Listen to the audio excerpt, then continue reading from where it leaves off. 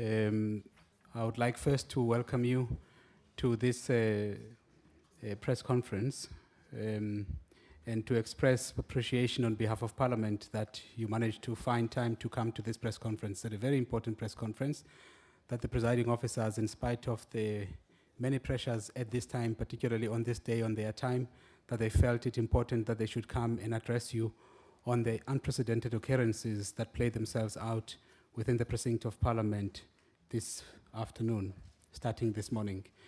By way of introductions, ladies and gentlemen, we have got the chairperson of the National Council of Provinces. Her name is Ms. Thandi Modise. She is seated at the middle at the main table. Ms. Thandi Modise, chairperson of the National Council of Provinces. And on her right is the acting speaker of the National Assembly, House chairperson Ms. Toko Didiza. Acting speaker of the National Assembly, House chairperson Ms. Toko Didiza. And with them at the table is the Deputy Secretary for Core Business at Parliament, Advocate Modibeti Pindela.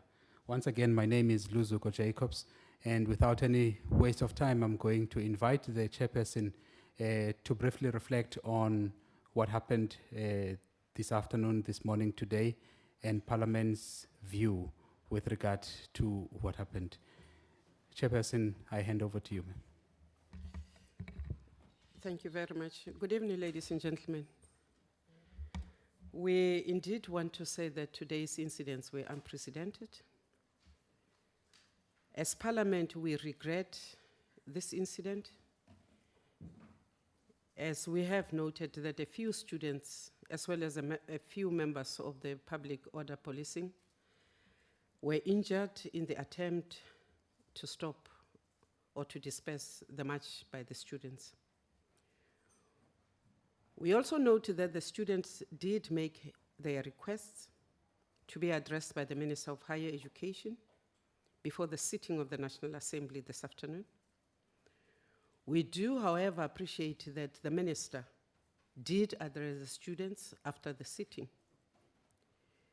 While as mothers with students at universities, we sympathize with the students and their parents with regard to the high fees and the high cost of education in general, we propose that Parliament be given the space to get into these matters, to look at the fee rises for the year 2016. As Parliament, we want to request the students to allow us that space, to use our oversight committees, to interrogate the medium-term budget policy statement and see how Parliament, through the prescripts at our disposal, can respond.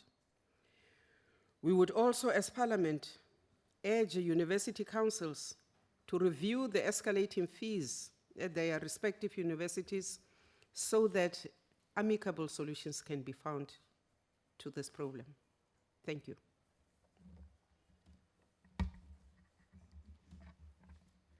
Thank you very much, Chairperson. I'm not sure if the acting speaker has got any comments. No. Okay. Ladies and gentlemen, I'm not sure if you might have questions or issues that you might want to raise for clarity. I did mention the pressures on the time of the presiding officers at this moment, so let's make the most of this time. Perhaps we might just take one round of questions very quickly before we release them to attend to pressing issues. Okay, I've got, let me see by a show of hands. Okay, there's 5 hands. Shall we start with you, Lester, and Disiwe? Yes, you, ma'am. And then Denise. There was a 5th one, Babalo, Denze, in that order. Oh, all right, yes. We'll take your question also. So we've got 6 questions. Lester, you want to start? Madam, it is Lester from ANC. I just want to know from you in the chair, did you hear the sound outside of students outside the National Assembly? Did you hear the stun grenades go off, and what was your reaction? And what is then the procedure in suspending Parliament, noting this environment that's happening just literally a few meters away? Okay, we'll note those questions. We'll just take the questions in that order, and then the presiding officers will respond after the full round of questions shall have been asked. Yes, ma'am. Hi, Rebecca from Daily Maverick. Do today's events have particular implications for Parliament's security? Is it a point of concern that students were apparently very easily able to broach the gates and enter the precinct? Thanks. Andesiwa? Andesiwa Makina from City Press. Do we know how it happened? How did the students manage to break through and get into the precinct? Would you tell us what exactly is Parliament going to do in addressing the issue of the fee increases? Are you going to have a special, program? Because we do have a Committee of Higher Education that I understand dealt with the matter even this morning. So what more are you going to do as Parliament? Can you tell us the number of students that were arrested and the injuries, and what kind of injuries are you talking about? Thanks. Denise? No, Antisi was just asked both mine. Thanks. Thank you very much. Babalo? Okay. Bulilani from SABC. Chairperson, oftentimes we hear that this is a people's parliament, notwithstanding the fact that the students entered, the precinct illegally, so to speak. But from where I stood, I think there was no threat of violence. But do you feel that it was necessary for the police to be, throwing around stun grenades? And secondly, have you received any reports whether there were any rubber bullets that were fired to the students? Thanks. Okay, thank you very much. The presiding officers will respond to the questions that have been raised.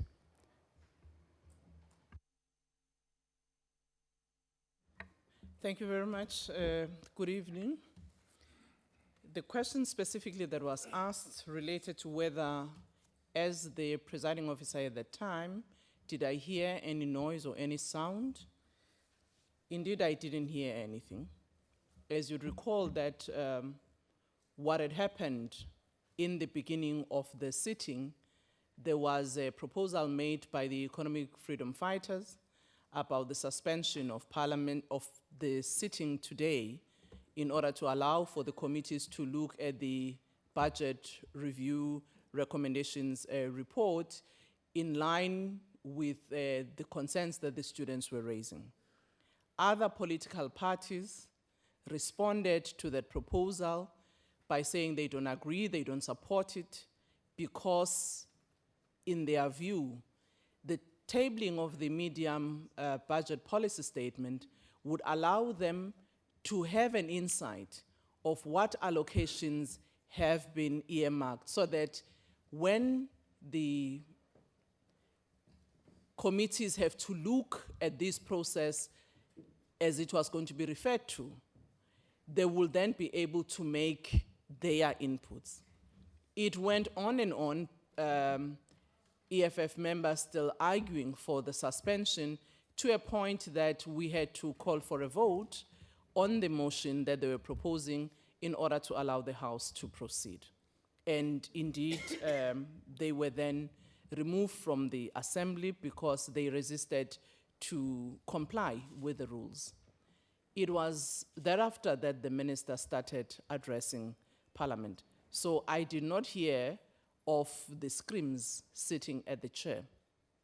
We were then advised at the end of the sitting that members should go into their offices because in the precinct, the police were managing the access by the students. Thank you very much.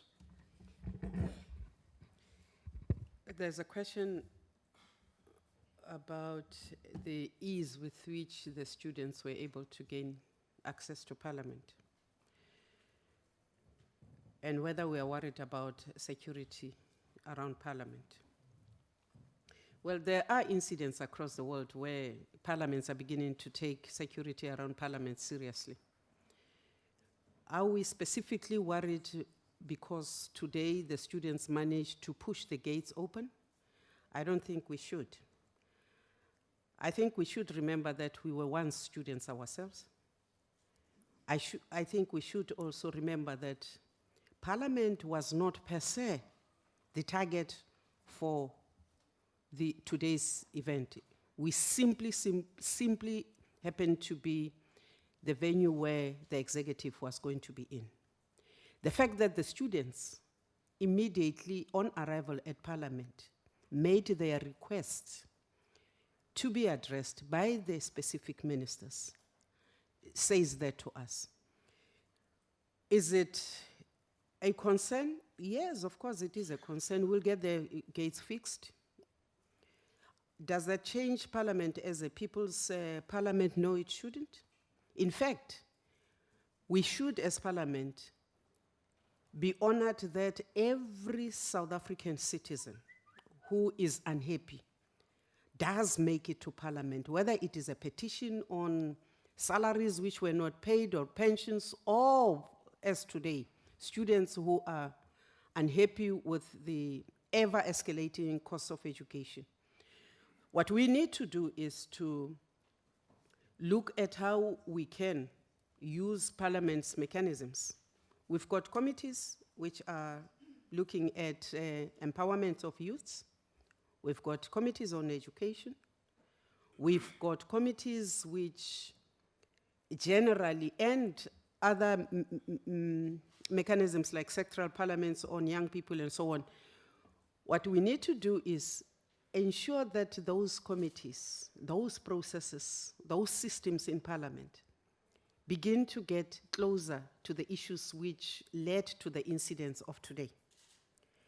That through these mechanisms of Parliament, issues around the escalating cost of education are addressed, issues around just how effective NSFAS is addressed, and through these committees, Parliament can then make recommendations to the executive to deal with the matter. You've also asked us whether it was necessary for the students who marched to Parliament to be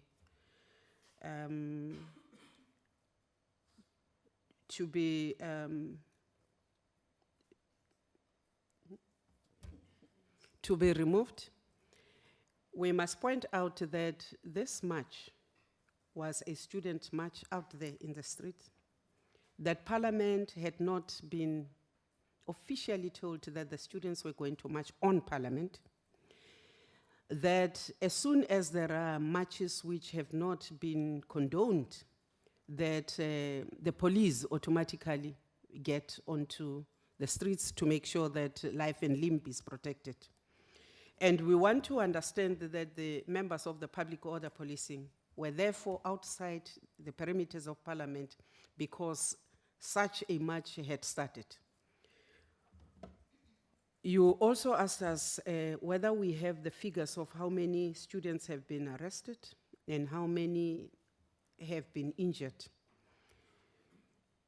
We are not sure how many have been arrested. A figure of 7 has been mentioned, but we want to be given chance to meet up with the police to get exactly what has happened. As I say, we had not expecting children, the young people, to come and be injured on our doorstep. You have also said, was it necessary to use rubber bullets? As far as we are concerned, no rubber bullets were used. We have specifically asked the police whether they used tear gas. They have assured us that they did not use tear gas, that they used stun grenades, and that one student in particular was injured in the feet because the canister landed on his tekis and bent him. So those, exactly how many are injured and exactly how many have been arrested is something which after this meeting we will be following up on. Ma'am. Unfortunately, there is no other specific question which the chairperson hasn't addressed, except that the one on the People's Parliament. Indeed, it remains so, but we all know that the issues of access are actually regulated, particularly if people want to become members in the gallery. They would request the tickets to be able to be in the gallery. So such requests, unfortunately, were not received. So we wouldn't have known as Parliament that we must cater for people. Those who were in the gallery, they had actually followed the processes that are followed normally.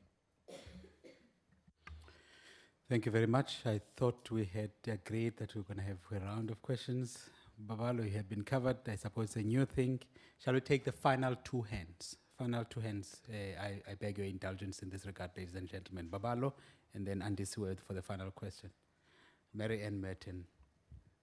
I am sure there will be no other question. Babalo? Thank you. Babalo from the Sunday Times. Just on parliamentary processes, as far as funding for tertiary education is concerned, higher education, how possible or likely is a special sitting to deal with a special appropriation bill, like what happened with ESCOM? I know the EFF, for example, has said that a short-term solution or the immediate solution would, if we are really serious about this funding matter, would be to maybe come back as Parliament and have a special sitting. How possible is that? Is that something that is, could be under consideration? Thank you. Andy Seward. I don't know if I missed the answer to my question on whether Parliament will have a special program to deal with the fee increases, because the chairperson mentioned it earlier, and I asked, are you going to do more on top, anything on top of what the committee is already doing, the Committee on Higher Education? So I wanted to know if there is something special that you'll be doing to deal with this issue before 2016. But can I also ask, ma'am, when the students arrived in Parliament around 11:30 this morning, I think an hour later, the Deputy Secretary and the spokesperson of Parliament were outside where the students were protesting. That was about an hour and a half before the sitting. What happened during that period? When the students arrived, they said they want to speak to the minister. What did Parliament do? Was there anything that was done? And lastly, on the EFF, are they suspended? What is the way forward with the EFF MPs that were chucked out of the House? Okay, final single question from Mary Ann. It's really just a clarification. Marianne Merton, Independent Newspapers. When the chairperson of the NCOP says that it is normal for public order police to be outside of the gates, did I hear that correctly? And perhaps there could be an explanation or a clarification on how those public order police officers ended up in their body armor and their shields and their stun grenades inside the parliamentary precinct. Thank you. Could I deal with the last question? I said that in any instance where marches have not been condoned, the police keep an eye, because that in South Africa, unfortunately, is classified as illegal marches. Therefore, police they try and protect. That was not by way of saying it is normal for the police to have been around Parliament. I was trying to broaden that out. And I want to say that it would be difficult for Parliament to say that it knew that they were in body whatevers. We didn't. We heard that the students were marching right across the country. There was also unconfirmed reports that students might come to Parliament, unconfirmed. Nobody approached us to say the students indeed are coming. Had we been given such a report, I can assure you we would have been ready with somebody to take a memorandum or to address if the students had wanted to address Parliament. What we learned was that the students came to Parliament because they made a request as they arrived to be addressed by the minister. You are asking us what we did, ma'am. I think as soon as Parliament was made aware, a message was sent to the minister. I cannot respond there because I don't know exactly where the minister was, but I do know that the Deputy Secretary did send such a message to the minister. And I think it is also common cause that as soon as the sitting was ended, he went to the students. That's all we can say on that. You've also asked us what extraordinary arrangements we are going to make sure that Parliament deals with a special program to deal with fee increases. I don't want to speculate. I think what will happen is that parliamentary committees that are looking at all matters education and young youth development and economic development will look at the matter. There is no way that Parliament is going to be immune to a match like today. So in the course of their work, they might want to prioritize this matter. The department might want to be upfront with the committees and come and talk about the issue which since last year the young people in this country have been raising, the issues around NSFAS. And I'm saying that Parliament, through those interactions with the departments, might then make recommendations which through the houses might go to the ministers.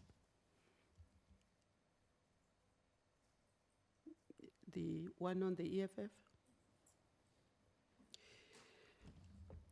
I think the EFF was asked to observe the rules, and I think that the acting speaker called on Parliament Security Services, that the EFF was then taken out. I am not sure that I had that they were suspended. That would be a matter which the National Assembly will look at, but we will also remember that all of us are expected to understand, but also stay within the rules of Parliament. Meditisa, do you want to add? Thank you very much. In terms of the rules, indeed, when members are asked to leave the assembly as well as the precinct, given that they have not complied with the rules, they are then given a number of days out of which they won't come back to the house, and then at the appropriate time they will be allowed back. So that's not a suspension. I can't give you right now the exact number. But also just to say, today, the medium-term budget policy statement gives the framework for the allocation of resources by the executive. After tabling, it goes to the Appropriation Committee and the Standing Committee on Finance, gets deliberated upon by those committees which have got all the representatives of parties. They are not barred to look at one issue or the other, so all the issues that relate to funding allocations are looked by those committees. If there are any proposals of some interventions that public representatives through that committee or those committees would like to make, they will make those. And they will then come back to Parliament by the 20th of November. It was for that reason that other parties were appealing to the EFF that they allowed the process of the minister to table the medium budget policy statement so that they can have a sense of what currently had been earmarked for education and higher education in particular, so that they can use the process of engagement before the 28th of November to see to what extent can they factor in the concerns that have been raised. So members of Parliament through those committees, as Honorable Modise was saying, they would engage. But in our view, the issues that have been raised by students go beyond also just the increased fee. It's about issues of the funding model of higher education by the state, and also to look at issues of equity and access. And also looking at the current instruments such as NSFAS, whether is it working as all of us might have hoped to in terms of assisting those who may not be able to afford higher education fees in particular. So if you look at the body of the concerns that have been raised by students, as we've all been listening to, they go beyond just the hike of 2016. And it is for that reason that the Honorable Modise says Parliament, having also listened to all of these concerns, would use the portfolio committees to reflect on this matter, some of which might require Parliament to even relook at the legislative arrangement, whether the way it is, does it actually allow even the executive to intervene where such challenges are. So if, in our view, the committees will engage with this issue and appropriately recommend through Parliament to the executive what, in the view of Parliament, they would like to do. Secondly, those of you who might have been in the House at the time when we started, I did indicate that the EFF, the IFP, and the Democratic Alliance had already written to the Speaker requesting that in the coming week, one of the days of the sitting, there should be a debate looking at this matter of the challenges that we're experiencing in our higher education institution. That in itself is a way in which Parliament is saying we would like to also reflect and engage and see to what extent we can make some of the recommendation, or rather express our view on what we think is at the root of the problem in terms of what we've just experienced as a country. Thank you very much. We are advised that in terms of the rules of the National Assembly, any member or any party that is thrown out of the House will stay out in terms of those rules for a maximum of 5 days. Presiding officers, thank you very much for dropping everything and making time to address the matter. Ladies and gentlemen, thank you for your attendance. The press conference is now adjourned.